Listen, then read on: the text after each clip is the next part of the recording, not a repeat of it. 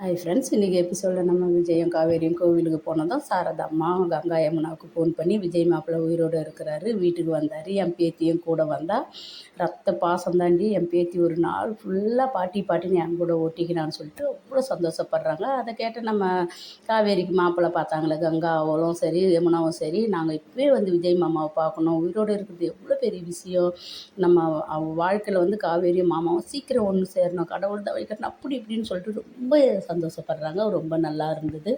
நம்ம விஜயம் வந்து டாக்டர்கிட்ட போயிட்டு பேசுகிறாரு, என் ஒய்ஃபுக்கு இப்படி இருக்குன்னா டாக்டர் சொன்னது உண்மை, எதுவுமே வந்து நீங்கள் சொல்லி தெரியக்கூடாது, அவங்க பார்த்த ஆளுங்க அவங்க போன இடம்லாம் மறுபடியும் பழைய இடங்களுக்கெல்லாம் கொண்டு போனால் தானாக வந்துடும், அது நாளைக்கே கூட வரலான்னு சொல்லிட்டு டாக்டர் சொல்கிறாரு.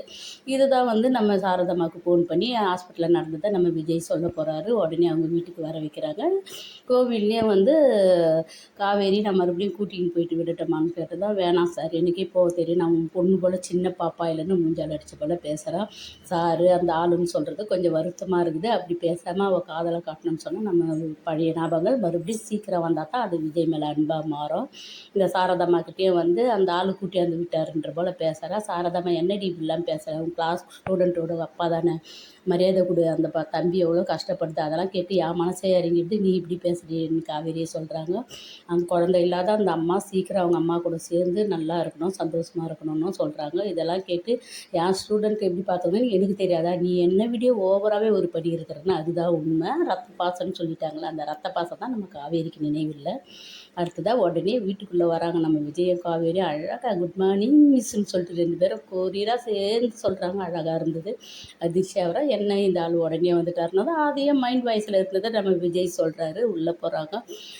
சாரதாம்மாவும் மேலே இருந்து காலிங் பெல்லுக்கு சத்தம் கேட்டுதுடி, அதான் ஓடியாருன்னா நான் அம்மா அம்மான்னு கத்துறேன், இவ்வளோ நேரம் உனக்கு கேட்கலையான்றா.